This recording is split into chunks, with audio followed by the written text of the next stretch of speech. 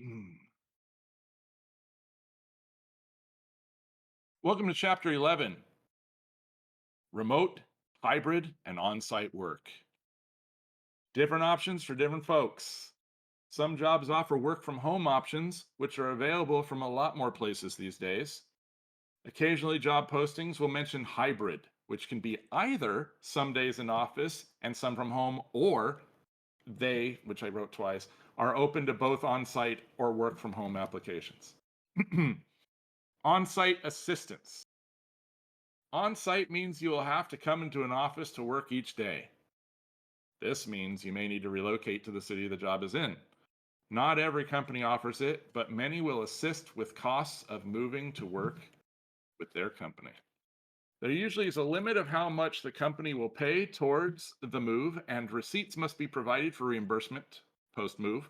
This can limit your options if you do not have the finances to move already. Now, some of this, will pertain to moving outside the US or into the US from outside the US, and I'm not going to cover a lot of that because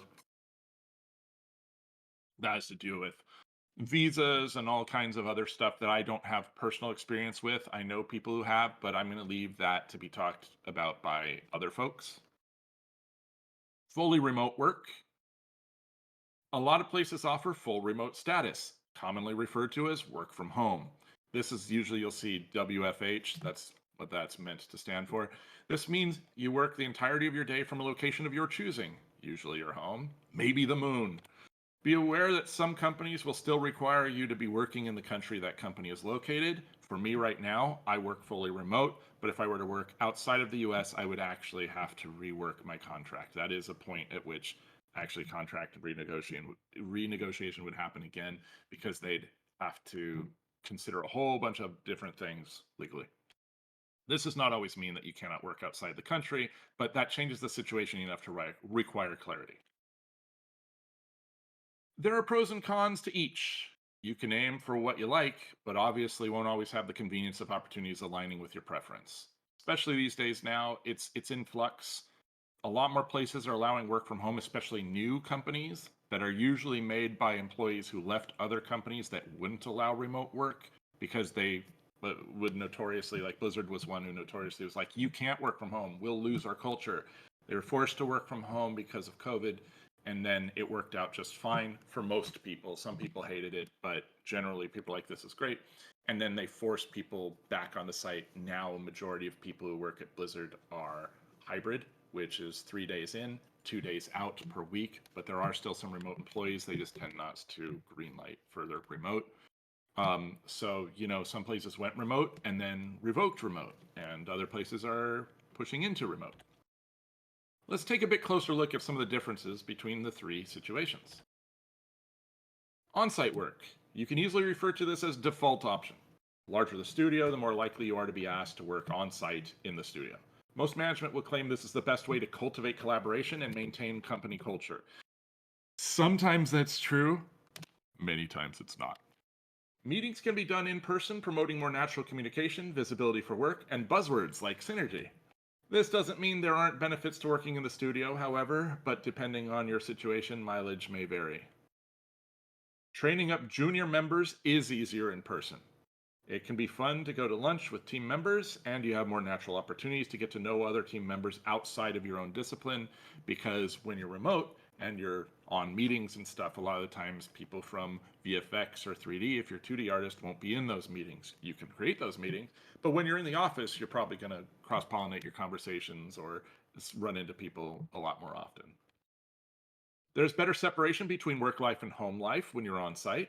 A lot of people need the time to get away from their kids and or significant others a lot. This is actually a really funny outcome that happened when people were remote was they were more miserable because they had to be around their loved ones that they found out maybe they couldn't stand quite as much as they thought they did because they were really used to that time away during the day. A lot of larger studios have cafeterias, gyms, and other on site fun areas you can use when you're there. Free food is often a thing. Blizzard has their own Starbucks on campus. It is not free. It charges exactly what other Starbucks do. But they have little like Blizzard themed drinks and stuff like that. The food at Blizzard you have to pay for. The food at Riot is free. Just really depends on where you go. Some studios don't have free food at all. Most studios will still let you eat. For some folks, it is simply easier to maintain a schedule in an office around other people. It can inspire people to work more easily. The company can enforce better security measures and enforce corporate data confidentiality. That doesn't get talked about a lot, I see, in the arguments over work from home, but it really is putting more things at risk when you're remote. Full disclosure, I prefer remote work, and I wish most places would push into it when they can, or at least offer it as an option. But your data is more secure when you're not constantly having people take it or transmit it from offsite and throw it onto different places. It is what it is. It's not all kittens and roses, though. There's a reason why more and more people don't want to be forced to work in office when their work can easily be done remotely. Not all fun and games. Honestly, a lot of leadership prefers on site because they can more easily tell if someone is working and allows for easier micromanagement. This isn't necessarily a good thing. If you're not familiar with micromanagement, it is when a leader will not leave you alone. They scrutinize and need to know every bit of information, and sometimes it's because you're a bad worker, but most of the times it's because they're a bad leader. They want to know everything because they don't trust you to do your job. Do not be surprised if the CEOs that demand everyone commute to the office aren't present in the studio a lot when they're opting to work from elsewhere. It's real convenient that the people who decide that you should work in the office decide they don't need to work in the office. How fun. Commuting takes time that you could be spending on yourself or anything else, really. Gas costs money. More driving means more wear and tear on your vehicle.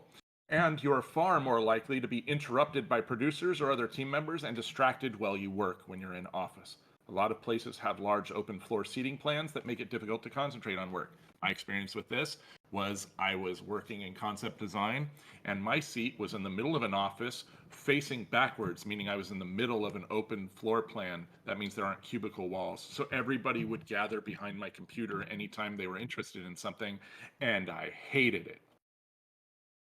The more you are in an office stuffed full of people, the more often you're going to get sick. COVID's a thing still. Sorry, it's true. It's November 2024. I caught it earlier this year. It almost fucking killed me. You know, when it's flu season, guess what? You're probably going to catch the flu more likely. People bring illnesses into work. This goes back to company culture. When there's more PTO, people are less likely to come in when they're sick, so less people get sick. It can be mitigated and adjusted, but it's a conversation. Don't like the office temperature? Too bad. Hate smelling other people's perfume, cologne, body odor all day? Too bad. If you have to work late, you won't see your family when you're at the office. Sometimes the work machines you're assigned are far worse than what you normally work with in your home. To be fair, sometimes they're also way better. It depends on the company. My computer at Blizzard was fine, but nowhere near as good as my computer here. When I worked at Red 5 a billion years ago, I had to take my personal computer in to work on the banner that I did for PAX in 2010 because my work computer was garbage and they couldn't get a better one. So I had to bring my personal PC in to have a computer that could handle the file. Most of all, working on site means a company controls where you can live. To some, this may not be a big deal, but if you have a life change that requires you to go elsewhere, that can mean the cost of your job that you were tied to as well. It's a big deal to consider. When you have to work in office, you need to live near that office. Now they're controlling the other aspects of your life. If this means they move you to a place you want to be and it's great, that's awesome. But the other side of that can totally happen. This also means sometimes if you're reassigned, you can be put into a different state. Blizzard used to move people and they would put them outside of the country sometimes. It just happens. Yeah, I worked on Firefall. I was on that team for a good number of years. I worked as a concept artist, a bit of illustration, and I did world building as well. Actually, I also did voice work in it because we were just pulling ourselves up by our bootstraps. When you relocate and upend your entire life to work somewhere, remember that the industry is going through rough times currently, and layoffs are more likely than ever. You could end up making the move just to be left there without any work. That happened a lot. There's been a lot of layoffs in the last couple of years, and a few people I know were moved, and then within 3 months for one of them, they were laid off and they were just stuck in a higher cost area with no job that they were forced to move to. When I worked for Congregate, I worked for a company that was under their umbrella. They wanted us to move to San Diego for no benefit. They literally were just like, we want you in office. You should move to San Diego. We won't help you move to San Diego, but we want you here for no higher pay. And we were laid off later that same year. So if we had moved, we would have just been screwed. Um, so try to at least know you will enjoy the area you're moving to. Relocation. For companies that offer relocation services, the amount, as mentioned before, is usually limited but can cover a moving service. This is a discussion you'd want to have. Usually if they're moving forward, it'll be a pretty casual conversation. They'll just let you know, we can cover up to this. This is what we need from you. When you need to find new housing, some companies will have temp housing to set you up with, or will put you in a hotel for up to a few weeks while you search. This was handled weirdly by Red 5. When I moved here to Southern California, they put me up in a hotel for 1 week and expected me to have an apartment ready to move into within a week. That did not happen. They had to extend it to 2 weeks. That worked. They covered that. They also covered a percentage of the moving truck, but I had to out of pocket everything past, I think it was like $4,000 or something. Don't take that number to heart. I don't remember. It's been a million years. When taking a temporary position, know that relocation is unlikely to be paid for. If you are moving to the US from outside of it, visa sponsorship and this entire process can be a lot more complicated. Again, can't really talk to any extent on that. You'll have to talk to somebody else.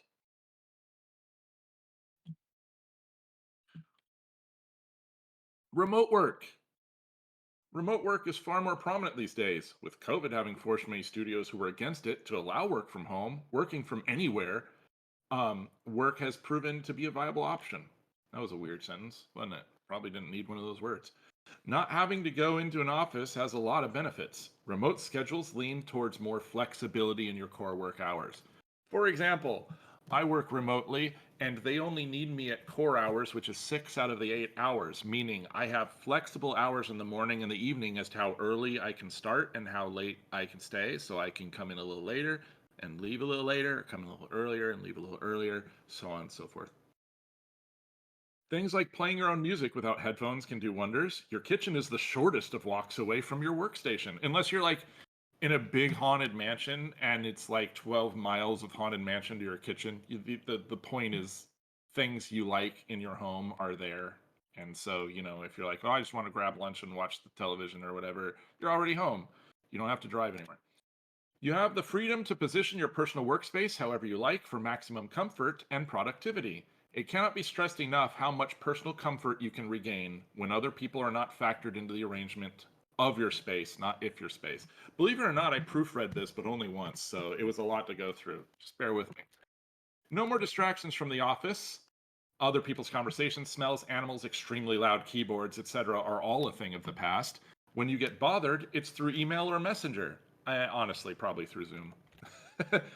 This also means more time to spend with friends and family as well. You're not in your car. You're already at home. You can work in your pajamas half the time. Do what you want. No commute, which is a huge factor. You save a lot of time and money not having to drive into work in the morning and back home when you're tired from your day. I had a boss who drove an hour and 15 minutes to work and then an hour and 15 minutes back because they wouldn't let him work remote. I hired a guy who had worked at Riot previously, and they had I think it was an hour and 40 commute both directions. So during the week for a couple days, they would just drive down and get a hotel because it was less strenuous than doing like 4 hours almost of driving every day. And then they just go back and see their family at the end because the job paid well enough, it was worth it to them. Like, just let the boy work from home, man. This also makes it easier for folks who do not have easy access to a vehicle and don't wish to be forced to take public transit. You can work from anywhere: a beach, a park, a train, a rooftop, under your bed, your home, whatever works. This means working vacations are totally a possibility since you aren't chained to where you live. I got a VFX buddy I work with right now, and homeboy, it comes to his meetings from a beach sometimes because he's out there and can do his work. He just takes his laptop with him and goes to the beach for half a day sometimes. He gets his work done on time. He's outstandingly great at his job. And he'll just be at the literal beach when he's in the meeting. It doesn't impede on anything, so it's awesome. When you have a home office, a portion of designated space for your office can be written off on your taxes. Yay. Occupational hazard. Poor guy. Working away from the office also has the highest risk to feel like there is no hard cutoff to the workday and you just keep working. Work life balance can go either way when working from home, and that requires extra attention. That's a big deal. A lot of people, once jobs switched to work from home, started not taking as much PTO because they're like, well, I'm sick, but I can just continue working. And well, I'm already at home, so I'd feel weird taking days off. And so they just actually worked more, which was really funny because it was at odds with like CEOs who were saying, oh, they got to come back in and, they don't work hard when they work in the office, but people were actually getting more done and also policing themselves on their own PTO, which is really funny. And so something to consider. You really want to be able to put yourself in check and go, my day is done. Are you able to do that? Some folks need coworkers nearby to keep up productivity. If you're disorganized or unmotivated, it can be harder to work off on your own. I had somebody I worked with, she was awesome, great worker, but the more they worked from home, the more difficult they found it to be inspired because a lot of their inspiration came from physically working around other people. I get less inspired when I work around other people. So if you live alone, this can lead to a real feeling of isolation and depression. Distractions happen at home as well. You might be bothered by your family, roommates, pets, neighbors, and more, depending on your living situation. For me, we had a whole bunch of construction below our apartment for about 3.5 months, and I couldn't get away and work elsewhere from that. It's just, damned if you do, damned if you don't sometimes. Meetings that might otherwise have been optional, they're now paramount. It's how you communicate with your team, messengers, Ike. This is not Smash. Ike is not here. That's supposed to be like messengers like Slack and meetings via Zoom.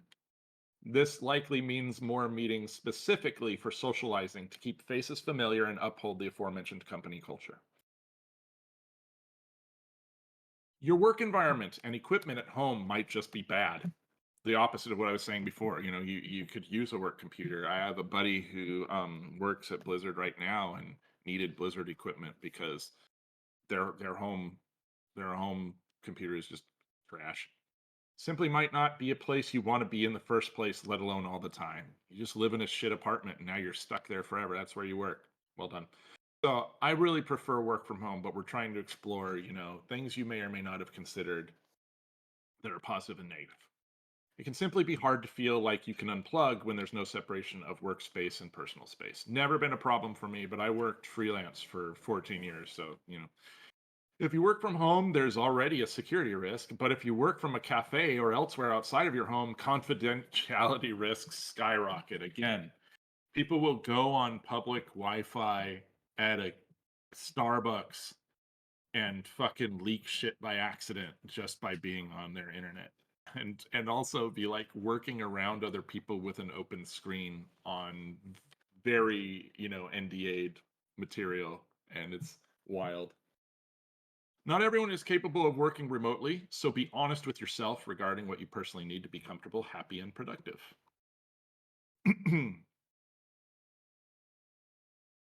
Hybrid, the balance. Uh, it is as it sounds. A selected number of days in office. I put in offer. What am I doing? What are we doing? Go home, everyone.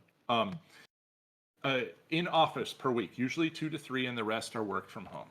Some studios are more flexible with this, where some folks can be fully remote and others are given the chance to come into a studio when they please or on designated days. The goal of this is to allow folks to work where they feel they will do their best work, and that's really the most important thing. And a lot of it comes down to it's just Identifying how do you work best so that you can communicate how you work best and align that to what your options are. The goal of this is to allow folks to work where they feel they will do their best work. If a studio posts they offer hybrid work, be sure you understand what that means. These flexible benefits are nice, but as with in studio and remote, hybrid has its downsides. As much as this guy, as much as it can solve a lot of issues, it also combines some of them. Some folks who go into studio feel the office isn't full of enough coworkers for their preference, since so many still work remotely. Meetings still need to be on Zoom to include remote workers. I see the chat moving. I know you like this guy. Now you are competing with studio noise while trying to speak in your microphone. That's a big deal right now. So most hybrid places, and I've talked with some coworkers that work at other companies as well, they're kind of struggling with trying to get people in office, but they have some remote workers, and some people aren't in on those days. So all the meetings, even though you're in your office seat, are still on Zoom and remote meetings anyways. And then you have people talking right behind you on their meetings while you're in your meeting, and now you just have nonstop noise, and they're still trying to navigate that, honestly. The solution for most right now has been just deal with it. Remote workers can be accidentally kept out of the loop for conversations and decisions that occur in the office. This can lead to inequality amongst workers instead of a unified one. This will lead to multiple work cultures. That's a big deal. It sounds like only a corporate deal, but it is a big deal. And something you want to consider if you can put up with or if a company is equipped to deal with. General thoughts? There's a lot of propaganda involved with discussions of on site versus remote. C suite management often claim that team culture is lost easily if not on site, and that productivity takes a nosedive. Let's learn how to speak. Media makes mention of the trend to go remote as being quote unquote a mistake. These are generalized statements, but still true. Bear with me here. The fact is, productivity trends to an upturn, and overall employee satisfaction has been shown to increase. I'm not pulling this out of my ass. This is true. There are outliers for sure, but it's hard to make an argument that remote isn't totally viable for many teams. Not all teams. Some people cannot perform their jobs when they are outside of the office. That's just a reality, but we're talking specifically about art teams functioning within studio environments, and a majority of them can work from home if they're provided the resources. But the companies need to be equipped to handle it. The attitude towards remote is changing, and newer studios are setting up aiming to be fully remote, as the realization that all the scapegoating of work from home hasn't been rightly placed. Be prepared for the added challenges that each offers, working remote can have. You need to be better at communicating and making yourself available. It isn't for everyone. If you work hybrid and are remote versus in office, this likely puts you higher on the list of layoffs. So, something to be considered. Most of the time, when a studio has on site and off site people and they're going to cut people off, when people look at paperwork that represents people at a glance, they'll usually lay off the people who are remote first. Be wary of places that aim to move from work from home to on site, even part time. A return to office demand tends to be a way for upper management to get employees to quit so they don't have to pay out severance or extended benefits. This allows them to post better profits that earnings quarter and hire in cheaper workers to replace them the following quarter. I talk about workers' rights and intention of corporations a lot on my streams. I'm not going to get too deep into it here, but if you've heard those talks, this links into that. Thus, if you're looking for a studio that supports work from home, you will have better luck when the studio lists remote work as a benefit of working with them rather than they try to hide the fact that they offer fully remote positions. So, what shape does that take? Generally, it's going to be a company that's like, hey, we're fully remote studio, come on in. That's going to be secure. But if a company is like hybrid positions, we might consider remote, could be good, could be bad. It is a mystery. You just don't know. Hmm.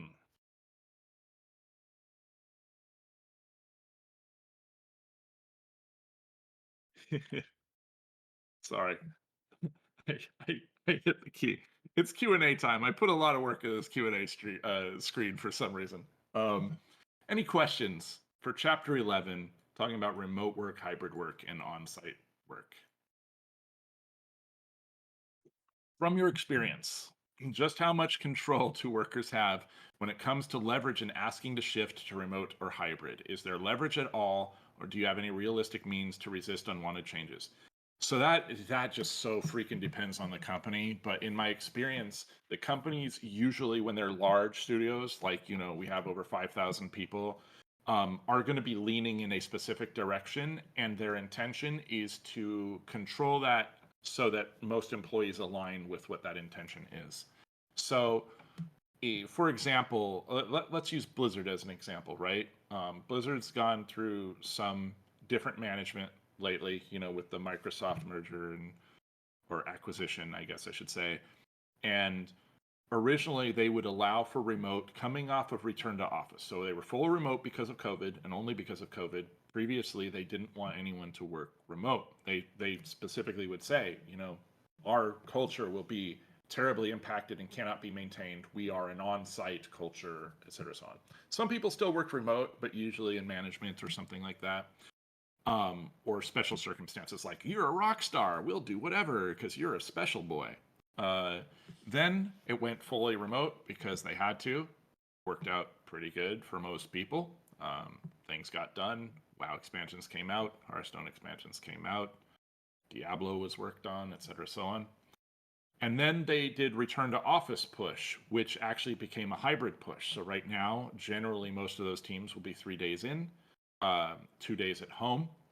And I believe the days in are Tuesday, Wednesday, and Thursday, but those are subject to change. Again, culture changes within that macro culture for microcultures that work per team. So mileage may vary.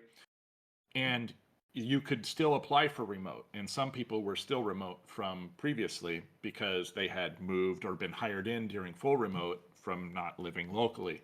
But then the acquisition happened, and already after leaning against remote, now they generally don't want remote at all. You can push against it, but the leverage you have at that point is just going to be your performance, your value to the team, and quite frankly, your relationship with management, because you cannot get remote without people fighting for you to justify it. Now, at a lot of these companies, when you want a promotion, when you're going to be promoted, when you're going to get bonuses, et cetera, so on, management has to justify it with numbers. You become data, right? And a lot of those conversations are painted not by what benefit you bring, but how much benefit would be lost if they got rid of you or didn't do the thing. So then the conversation is not, should we give you remote because you're great, but it's more like, should we give you remote because if we lose you, that'd suck and it'd be hard to replace you. Having leverage depends on the company, depends on the team, but these are criteria that have to be considered. Some companies straight up are just like, if you want remote, go somewhere else. It doesn't matter. This is what we're doing. More often than not, I think it's a conversation.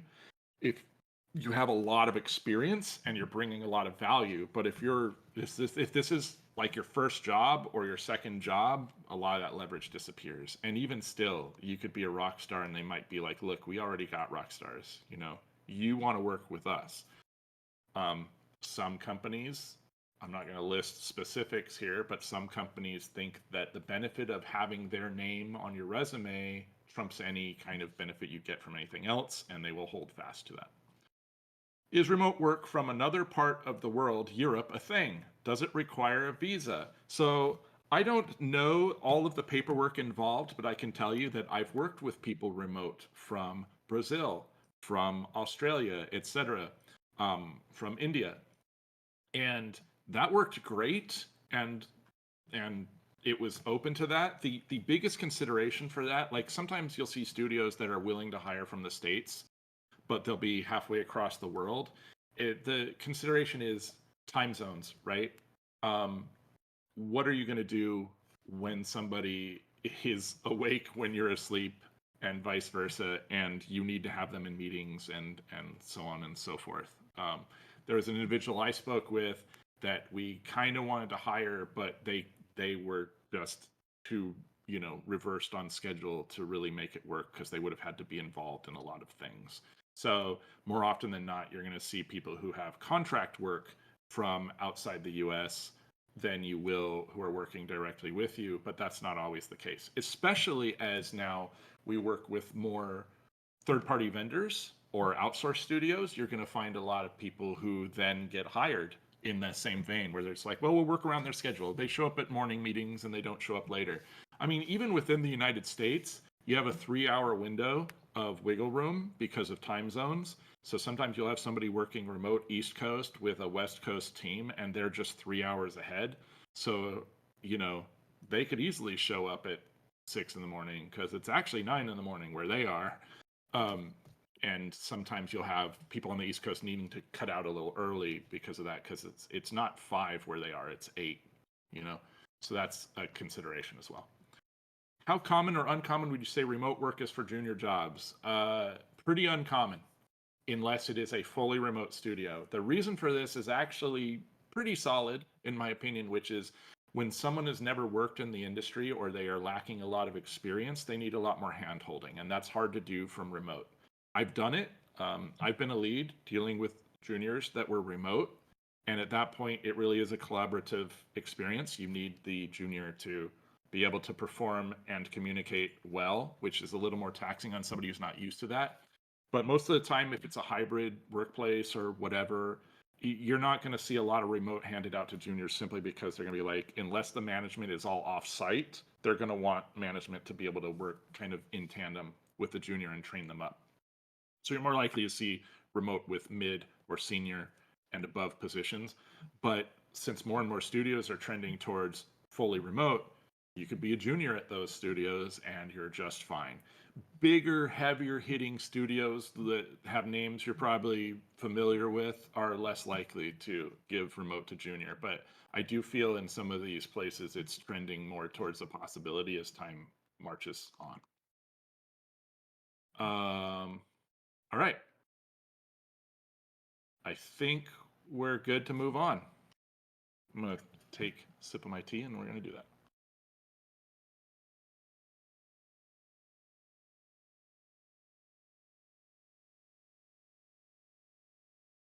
Restroom break. Let me use the restroom real quick. If you need a bio break, we're going to take like 4 minutes, 3 minutes, 4 minutes, and then we'll continue. So I'm going to mute my microphone for a moment. Stick with us, and we'll move on to the next chapter.